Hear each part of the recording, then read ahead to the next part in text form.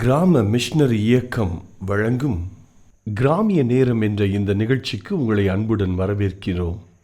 இப்பொழுதும் ஆண்டவர் நம்மோடு கூட பேசும்படி ஒரு விசை கண்களை மூடி நாம் ஜெபிக்கலாம். பேசுவது நீங்கள் அல்ல, பரிசுத்த ஆவியானவரே என்று எழுதியிருக்கிறதே. எங்கள் ஒவ்வொருவரோடு கூட உம்முடைய வார்த்தைகளை கொண்டு நீர் பேசும், நீர் மகிமைப்படும். இயேசு நாமத்தினால் பிதாவே, ஆமென். இன்றைக்கும் உங்களோடு கூட பேசும்படி ஆண்டவருடைய சமூகத்திலே நான் ஜெபித்த போது ஆண்டவர் சொல்லிக் கொடுத்த செய்தியின் தலைப்பு, நீங்களும் நானும் பேசுனா என்ன நடக்கும்? நீங்கள் ஆண்டவரை ஏற்றுக்கொண்டுட்டீங்களா? ஆண்டவருடைய விசுவாசிகளா? ஆண்டவருடைய ஊழியக்காரர்களா? அவரால் தெரிந்து கொள்ளப்பட்ட அவருடைய பிள்ளைகளா? நாம் பேசுனா என்ன நடக்கும்? இது உங்களுக்கு தெரியணுங்க.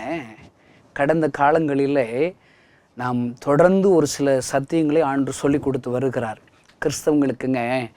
நான் யார், எனக்கு எவ்வளோ வேல்யூ இருக்குது, நான் ஒரு கனம் பெற்றவன், இதெல்லாம் தெரியலைங்க.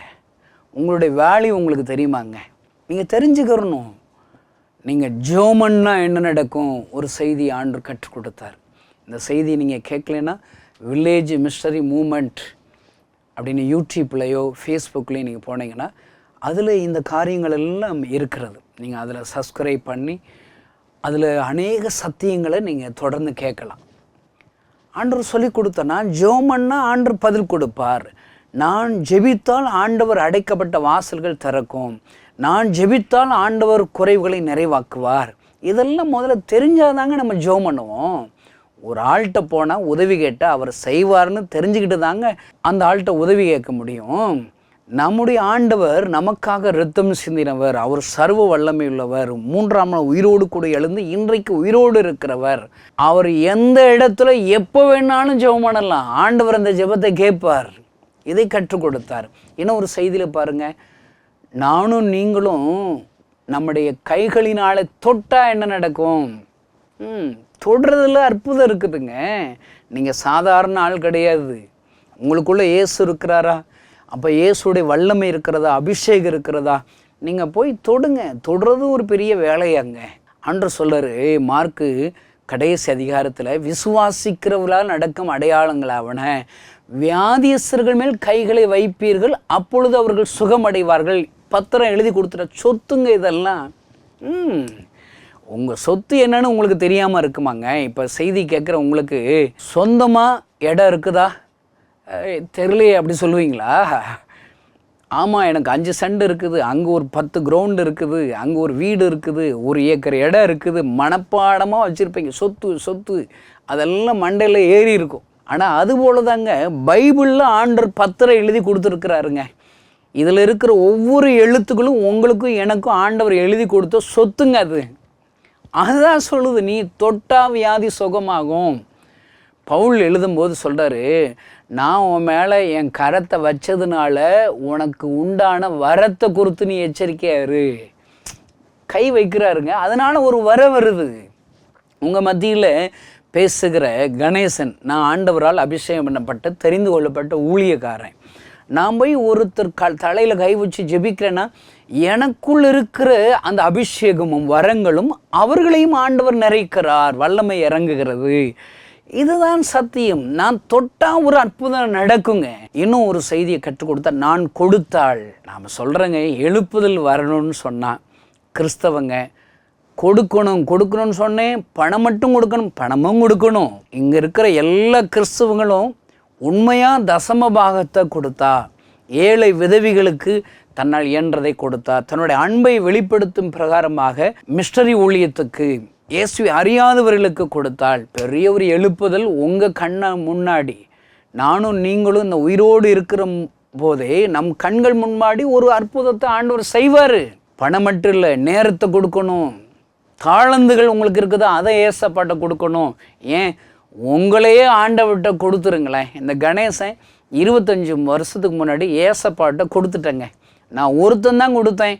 ஆயிரங்கள் லட்சங்கள் இயேசுவை அறிந்து கொண்டு வருகிறது. அல்லேலூயா. இன்னொன்று பாருங்க, நல்ல ஹெல்த்தியாக இருக்கிறேன். நான் சாகிறதுக்குள்ளே இந்தியாவில் 7000 மிஷனரிகளை உருவாக்கி 1,00,000 கிராமங்களில் இருக்கிற லட்சக்கணக்கான ஜனங்களுக்கு என் ஆண்டவருடைய அன்பை பிரசங்கித்து விட்டு தான் நான் சாக வேண்டும் என்று நான் ஜெபிக்கிறேன். நான் ஏசப்பாட்டு கொடுத்தேன், எவ்வளோ லட்சங்களை ஆசீர்வதிக்கப்படுது. அருமையான சகோதர சகோதரி, நீ ஆண்டவரிடத்தில் கொடுத்தாள் என்ன நடக்குங்கிறது தெரிஞ்சுக்கோங்க. இப்படி நிறைய தலைப்பில் செய்தி தியானிச்சுக்கிட்டே இருக்கிறோம். இப்போ ஆண்டவரிடத்தில் சொன்னபோது ஆண்டவர் சொல்லி கொடுத்தாரு, நீ பேசினா என்ன நடக்கும்பா. பாருங்க, ஒரு வசனத்தை காமிக்கிறேன். இது ஒரு செய்தியா? இதுதாங்க செய்தி. ஏன் எழுப்புதல் இல்லை? கிறிஸ்தவ நீ பேசலே இல்லை. நீ ஒன்றும் வெளிப்படுத்தும் விசேஷத்தை உனக்கு தெரியாத சத்தியத்தெல்லாம் பேச வேண்டியதில்லை. உங்களுக்கு என்ன தெரியுமோ அதை நீ பேசணுங்க. உங்களுக்கு ஒரு வசனத்தை காமிக்கிறேன் பாருங்க. அப்போஸ்தலர் 18 அதிகாரம் 9வது 10வது வசனத்தை நான் உங்களுக்கு வாசிக்கிறேன். ராத்திரியிலே கர்த்தர் பவுலுக்கு தரிசனமாகி, நீ பயப்படாமல் பேசு, மௌனமாயிராதே, நான் உன்னுடனே கூட இருக்கிறேன், உனக்கு தீங்கு செய்யும்படி ஒருவனும் உன்மேல் கைப்படுவதில்லை, இந்த பட்டணத்தில் எனக்கு அநேக ஜனங்கள் உண்டு என்றார். ஆண்டவர் பவுலுக்கு தரிசனமாகி ஆண்டவர் என்ன பேசுகிறாருன்னு பாருங்க. இப்போ நம்ம எல்லாரும் ஆண்டவரை நமக்கு தரிசனமானார்னா ரொம்ப பிடிக்கும். ஆனால் தரிசனமாகி என்ன சொல்லணும்? உன் தேவைகளை சந்திப்பேன், உன் கடன் பிரச்சனையை மாற்றி, இப்படி சொல்கிறது தாங்க ஏசப்பா நம்ம கூட பேசுகிறதாங்க நம்ம எல்லாருக்கும் பிடிக்கும். ஆனால் பவுலுக்கு பாருங்கள், அவருடைய எதிர்பார்ப்புகள் இருக்குது. அவர் ஒரு வேலைக்காக தான் ஆண்டவர் தரிசனமாகிறாரு. உன் மேலே ஒரு வேலை வச்சிருக்கிறாருங்க. இந்த சகோதரி உனக்கு ஒரு வேலை கொடுக்குறாரு, நீ என்ன செய்யணும்? ஆண்டவர் உன்கிட்ட பேசுகிறாரு. இங்கே பவுல்கிட்ட சொல்லிட்டு, நீ பேசுடா, பயப்படாமல் பேசு, உம்முனும் மௌனமாக இராதே.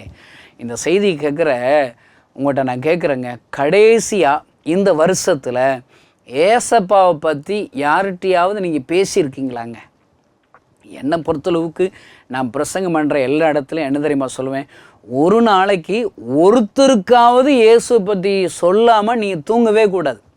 இயேசுவை பற்றி அறியாதவங்கள்ட்ட இயேசுவை பற்றி சொல்லணும். நம்ம வீட்டுக்கு எவ்வளோ புறஜாதிகள் வர்றாங்க. பால் கொடுக்குறவன் வர்றான், பூக்கடைக்கார வர்றான், காய்கறி கடை வைக்கிறவங்க வர்றாங்க, எவ்வளோ பேர் நம்ம பார்க்குறோங்க. யார்கிட்டையாவது சொல்லணுங்க. ஏசுனாரை பற்றி கொஞ்சம் மற்றவங்ககிட்ட பேசுகிறது தாங்க எழுப்புதல். அதுதான் ஆண்டவர் நம்மகிட்ட விரும்புகிறார். பவுல்கிட்ட சொல்ல, நீ பேசப்பா, பயப்படாத. இன்னைக்கு ஏன் எழுப்புதல்? கிறிஸ்தவங்க பூரா பயந்தாடிகளாக இருக்கிறாங்க. உனக்கு ஒரு நல்ல சத்தியம் தெரியுதுங்க, அதை போய் நீ மற்றவங்கள்ட்ட சொல்லாமல் இருந்தால் எப்படிங்க? இதாங்க எழுப்புதல் இல்லை. என்னத்தை சொல்ல நான் உங்களுக்கு சொல்கிறேன் பாருங்க. இயேசு அழைக்கிறார். உங்களுக்கு தெரியுமா? எல்லாத்துக்கும் தெரியும். ஏன்னா டிஜிஎஸ் தினகரன் அங்கிள் பெரிய ஒரு ஊழியை செஞ்சாங்க. அந்த ஊழியத்துக்கு பேர் இயேசு அழைக்கிறார் தான். இன்னும் இயேசு விடுவிக்கிறார். மோகன்ஜி லாசரஸ் அண்ணன் அவங்க இயேசு விடுவிக்கிறாருங்கிற ஆண்டவர் கொடுத்த ஊழியத்தை செய்கிறாங்க. இப்போ இயேசு விடுவிக்கிறார்னு உங்களுக்கு தெரியுமா தெரியாதா? இயேசு சுகமாக்குகிறார், இயேசு உங்கள் பாவங்களை மன்னிக்கிறார், இயேசு விடுதலை ஆக்குகிறார். இதெல்லாம் தெரியுமா தெரியாதாங்க? சொல்லுங்கங்க. இதை நீ எப்படி சொல்லாமல் இருக்க முடியும்? ஒருத்தனுக்கு தெரில இல்லை. இயேசு என்ன அழைக்கிறார், வருத்தப்பட்டு பார சுமக்கிறவளை நீங்கள் எல்லோரையும் என்னிடத்தில் வாருங்க, நான் உங்களுக்கு இளைப்பாறுதல் தருவேன். ஏசப்பா வருத்தப்படுறவங்கெல்லாம் வாங்கப்பா, உங்களை ஏசு அழைக்கிறான்னு சொல்ல வேண்டியதானங்க. நீங்கள் பாவத்தில் கட்டப்பட்டிருக்கீங்களா? வியாதியில் கட்டப்பட்டிருக்கீங்களா? கடன் பிரச்சனைகளை கட்டப்பட்டிருக்கீங்களா? உங்களால் விடுதலை ஆக முடியாமல் இருக்கீங்களா? பாவங்களில் ரகசிய பாவத்தில் கட்டப்பட்டு இருக்கீங்களா? குடிக்கு, உபச்சாரத்திற்கு, வேசித்தனத்திற்கு கட்டப்பட்டு இருக்கீங்களா? உங்களை இயேசு மாத்திரம்தான் விடுதலை ஆக்க முடியும். இயேசு விடுவிக்கிறார். சொல்லுங்க. நான் சொல்லுவேங்க, வாயில் இருக்க முத்தாங்க உதிர்ந்துருது. சொல்ல வேண்டியதானங்க. நம்ம எல்லாரும் பேசணுங்க. உங்களுக்காக ஜெபிச்சுக்கிறேன். உங்களுக்கு இப்படி ஒரு பிரச்சனை இருக்குதா? ஏசப்பாட்ட ஜெபம் பண்ணுறேன். இதுதாங்க சுவிசேஷம் அறிவிச்சாச்சு. அவன் யோசிப்பான், நமக்காக ஏசப்பாட்ட அவர் ஜெபிக்கிறேன்னு கணேசன் சொன்னாரே, அந்த ஒரு வார்த்தையே அவனை ரட்சிப்புகளை வழிநடத்திடும். அவன் மறுபடியும் நீங்கள் சொன்னீங்களே எனக்காக இன்னொருக்கு ஜெபம் பண்ணுங்க, அவனே தன் பிரச்சனைகளை சொல்லி ஜெபிக்க வந்துடுவான். இன்றைக்கு ஜனங்கள் ஆறுதலற்று இருக்கிறார்கள். நற்செய்திகளை சொல்லுகிறவர்கள் இல்லை. அறிவிக்காட்டா எப்படிங்க அவங்க ரட்சிக்கப்படுவாங்க? நீங்கள் எல்லாருங்க தசை காட்டுற ஒரு தசை காட்டியாக இருக்கணும். என்ன தசை காட்டு? அங்கே போங்க, ஏசுனார்கிட்ட போங்க. ஒன்றும் இல்லைங்க, இந்த செய்தி கேட்குற யாராவது உங்களுக்கு தெரிஞ்ச நண்பர்கள் இன்னும் இயேசுவை பற்றி அறிய விரும்பினாங்கன்னா சும்மா இந்த கணேசன் ஏசுனாரை பற்றி பேசுகிறார் என்னைய கூட திசை காட்டுங்க. விருதுநர் பக்கத்தில் ஒரு கிராமத்தில் இருக்காரியா, அவர்கிட்ட கூட்டு போங்க, திசையை காட்டுங்க. நான் வந்தால் என்ன செய்வேன், நான் ஏசுனாரை திசையை காட்டுவேன். ஆண்டவர் அற்புதம் செய்வார். எங்க சொல்கிறாரு, நான் உன் கூட இருக்கிறேன்ப்பா, உனக்கு தீங்கு செய்யும்படி ஒருவனும் உன்மேல் கைவிடு. எவ்வளோ ப்ராமிஸ் போட்டாருங்க.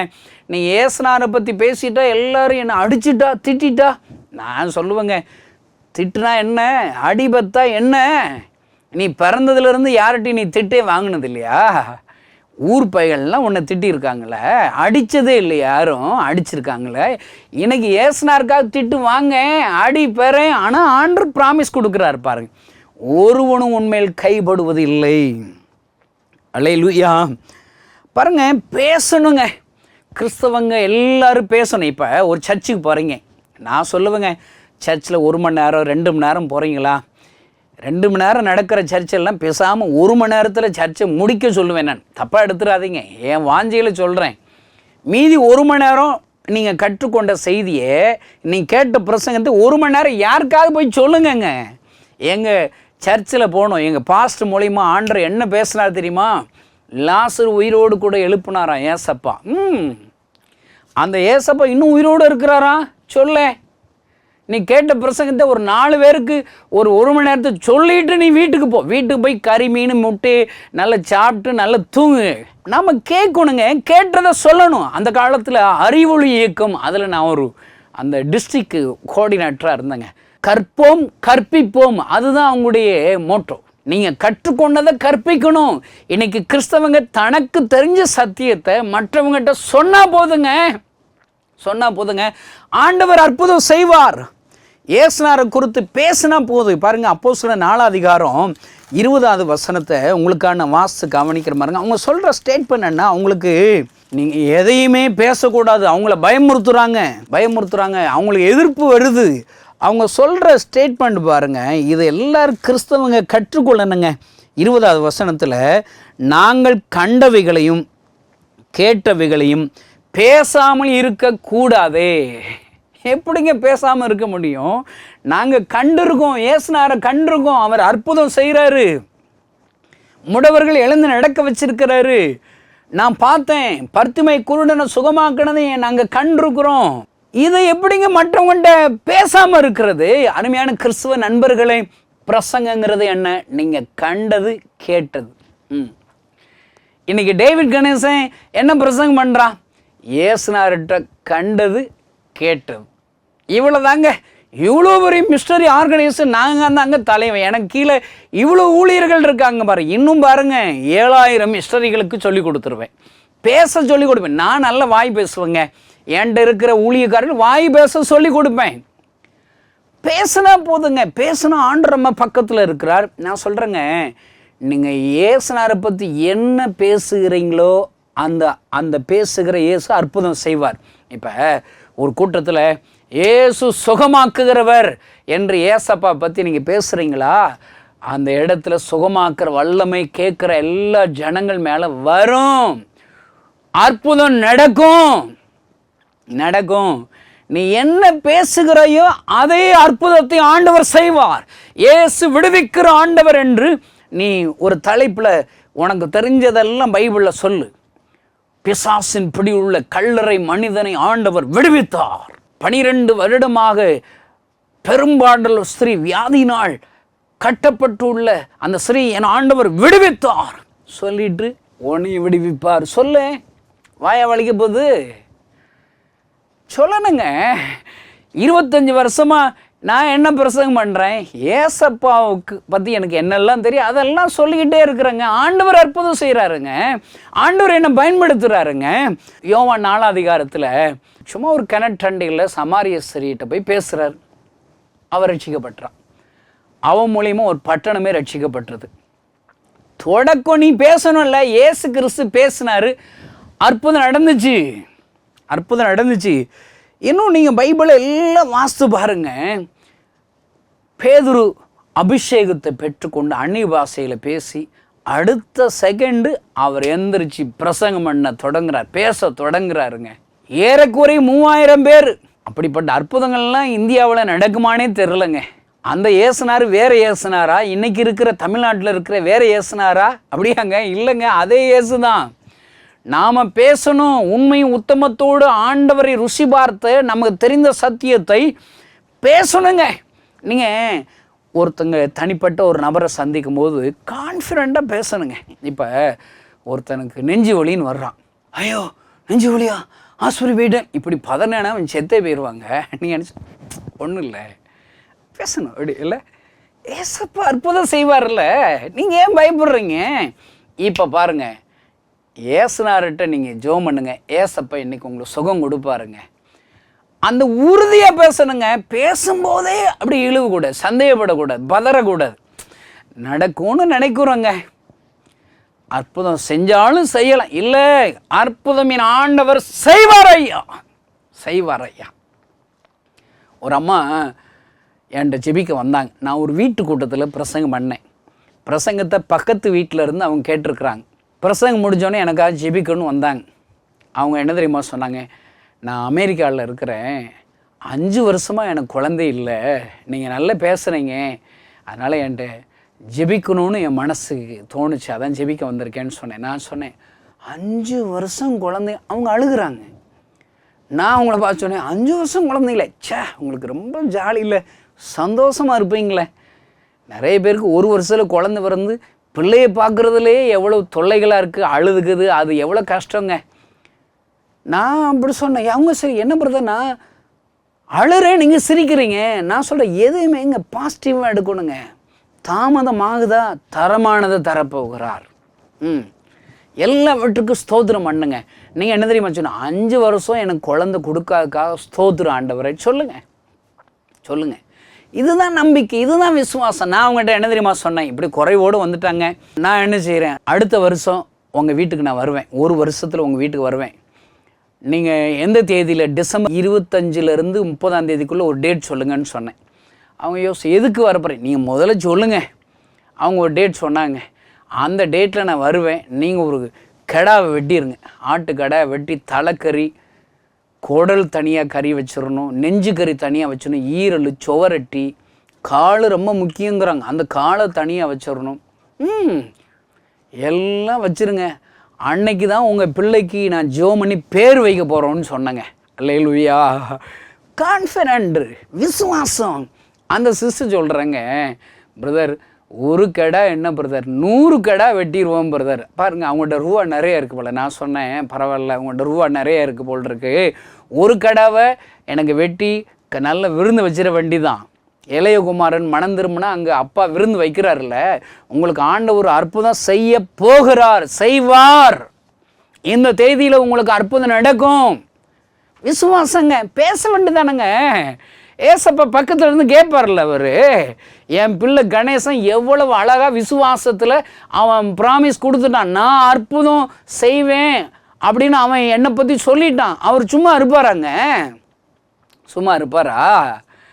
பாருங்க, அவன்கிட்ட சொன்னேன் ஒரு கடாவுக்கு நீங்கள் தந்துருங்க, மீதி 99 கடாவுக்குரிய காணிக்கை எனக்கு ஏசப்பாவை கொடுத்துருங்கன்னு சொன்னேன். அல்லேலூயா.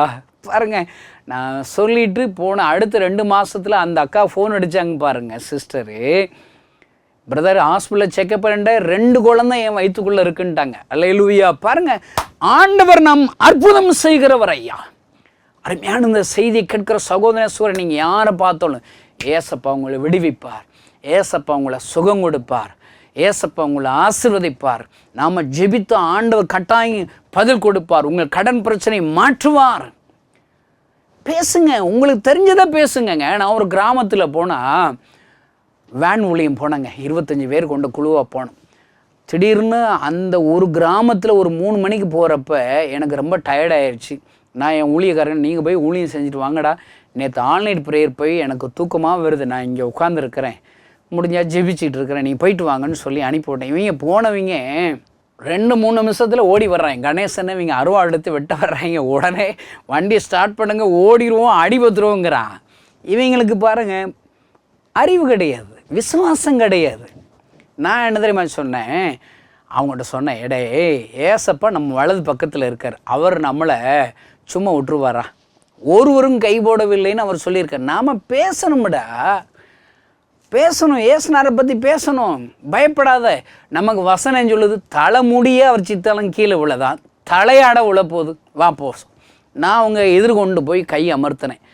வெயிட், நான் ஒரு 5 நிமிஷம் பேசிக்கிறேன்னு அவங்கள்ட்ட அனுமதி கேட்டேங்க.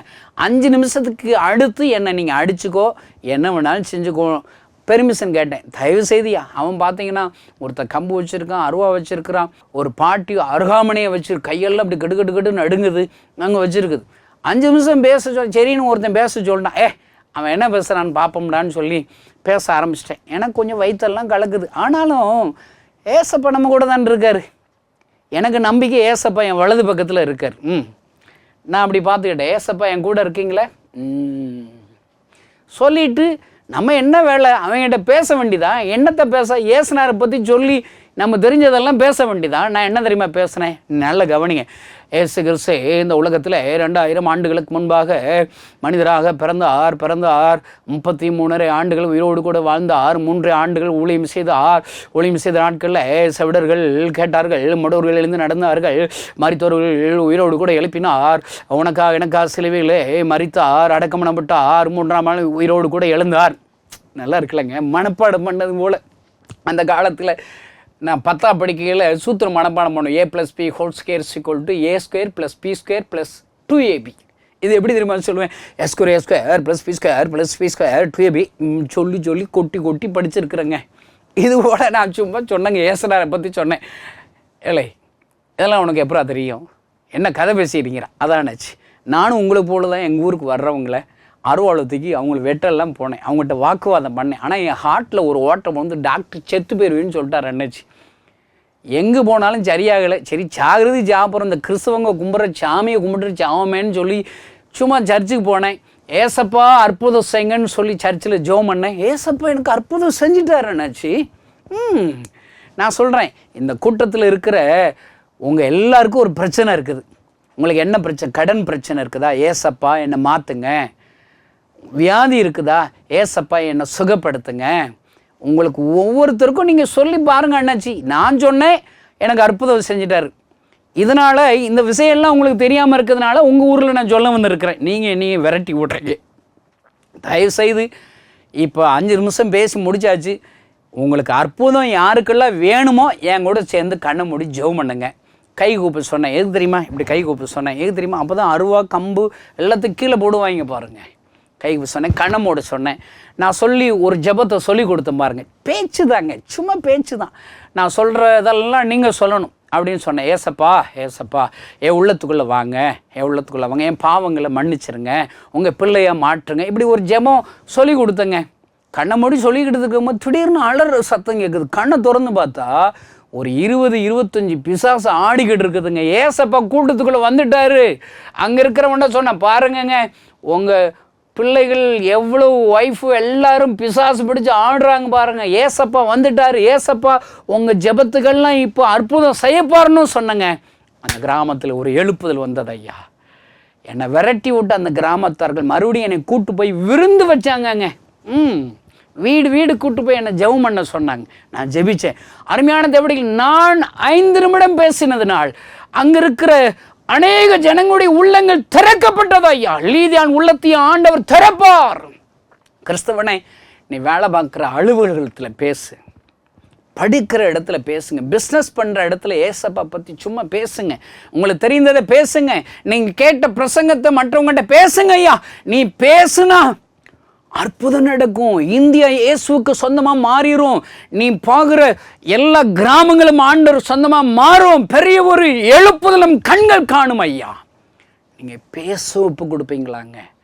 ஒரு நாளைக்கு ஒருவருக்காவது பேசுவேன், ஒப்பு கொடு. ஆண்டவருக்காக பேசுனா ஆண்டவர் உங்களுக்கு சும்மா விடுவாருங்க. நான் ஏசப்பா வேலை செய்ய ஒப்பு கொடுத்தேன், ஏசப்பா என்னை சும்மா விட்டுருக்காரா? எவ்வளோ ஆசீர்வதிச்சிருக்காரு தெரியுமாங்க? நீ ஏசப்பாவுக்காக பேசுனா போதும், அது உங்களுக்கு ஆசீர்வாதம், உங்கள் மூலிமா ஆயிரக்கணக்கான ஜனங்களுக்கு ஆசீர்வாதம். கண்களையும் மூடி நாம் ஜெபிப்போம். பரலோகத்தில் இருக்கிற எங்கள் அன்பு தகப்பனே, இந்த செய்தியை கேட்கிற ஒவ்வொருவருக்காக நான் ஜெபிக்கிறேன். நானும் இந்த செய்தியை கேட்கிற ஒவ்வொருவரும் பேச வேண்டும் என்று சொன்னீரே, உங்களை குறித்து பேசுனா எவ்வளவு ஜனங்கள் ஆசீர்வதிக்கப்படுவாங்க அப்பா. ஆண்டவரே, ஒவ்வொரு நாளும் நாங்கள் பேசும்படி எங்களை அர்ப்பணிக்கிறோம் ஆண்டவரே. எங்களுக்கு தெரிந்த சத்தியங்களை நாங்கள் தைரியத்தோடு கூட பேசும்படி எங்களை அர்ப்பணிக்கிறோம் ஆண்டவர். இந்த செய்தி கேட்கிற ஒவ்வொருவரையும் அர்ப்பணிக்கிறோம் அப்பா. அவர்கள் பேசும்போது அநேகருடைய உள்ளங்கள் திறக்கப்படட்டும். தைரியத்தோடு உம்மை குறித்து பேசுகிற கிருபைகளை ஒவ்வொருவருக்கும் தருவீராக. பெரிய ஒரு எழுப்புதல் உண்டாகட்டும். இயேசுவின் நாமத்தினால் பிதாவே, ஆமென். இந்த செய்தி நிச்சயமாக உங்களை செயல்பட தூண்டிருக்கும் என விசுவாசிக்கிறோம். நீங்களும் எங்களோடு இணைந்து தேவனுக்காக ஏதாவது செய்ய விரும்புகிறீர்களா? கீழ்கண்ட எங்களது ஊழிய திட்டத்திற்காக ஜெபிக்க முன்வரலாமே. தமிழ்நாடு மற்றும் பிற மாநிலங்களிலும் ஆலயம் கட்ட தேவையாய் உள்ள 1000 கிராமங்களில் இடம் வாங்கி ஆலயம் கட்டப்பட ரூபாய் 5 லட்சமோ அல்லது அதில் ஒரு பகுதியோ கொடுத்து ஆலயம் கட்டி கொடுப்போர் எழும்ப ஜெபியுங்கள். சூனேமியால் எலிசாவுக்கு ஒரு அறை வீட்டை கட்டி கொடுத்தது போல புதிய மிஷனரிகள் தங்கி பயிற்சி எடுப்பதற்கு ரூபாய் 2 லட்சம் கொடுத்து ஒரு மிஷனரி வீட்டை கட்டி கொடுப்போர் எழும்ப ஜெபியுங்கள். நாம் சந்திக்கும் வாலிபர்கள் மற்றும் ஆரம்ப விசுவாசிகளை கிறிஸ்துவுக்குள் வளரச் செய்ய ரூபாய் 300 கொடுத்து முழு வேதாகமும் வாங்கி கொடுப்போர் எழும்ப ஜெபியுங்கள். நாம் பணி செய்யும் 8 மாநிலங்களிலும் உள்ள 850 மிஷனரிகளை மாதந்தோறும் ரூபாய் 10,000 கொடுத்தோ அல்லது இயன்ற காணிக்கையை கொடுத்தோ தாங்குவோர் எழும்ப ஜெபியுங்கள். தமிழ்நாடு மற்றும் பிற மாநிலங்களிலும் துரிதமாக சுவிசேஷம் அறிவிக்கவும் பின்தொடர் பணிக்காகவும் சுவிசேஷ வாகனங்கள் வாங்கி கொடுப்போர் எழும்ப ஜெபியுங்கள். தங்கள் வாலிப மற்றும் சிறு பிள்ளைகள் ரட்சிக்கப்பட, அபிஷேகிக்கப்பட மற்றும் இயேசுவுக்கு சாட்சியுள்ள பிள்ளைகளாக வளர கண்மணி பிள்ளைகள் இயேசுவுக்காக திட்டத்தில் தங்கள் பிள்ளைகளை இணைக்கிற பெற்றோர்கள் எழும்ப ஜெபியுங்கள். இந்தியா முழுவதிலும் இன்னும் துரிதமாக நம் மிஷனரி பணிகள் நடக்க மாதந்தோறும் அல்லது வருடத்திற்கு ஒரு முறையாவது ரூபாய் 1000 கொடுத்து எழுப்புதல் விரும்பும் பங்காளர் திட்டத்தில் இணைகிற அநேகர் எழும்ப ஜெபியுங்கள். மேலும் எங்களோடு தொடர்பு கொள்ள விரும்பினால் திரையில் காணும் எங்கள் முகவரியும் குறித்துக் கொள்ளுங்கள். கிராம மிஷனரி இயக்கம், தபால் பெட்டி எண் 51, விருதுநகர் 626001. இந்த நிகழ்ச்சியையோ அல்லது எங்கள் ஊழியத்தையோ நீங்கள் தாங்க விரும்பினால் எங்கள் தொலைபேசி எண்ணை குறித்துக் கொள்ளுங்கள். 7378 000 444. கர்த்தர் தாமே உங்களை ஆசீர்வதிப்பாராக.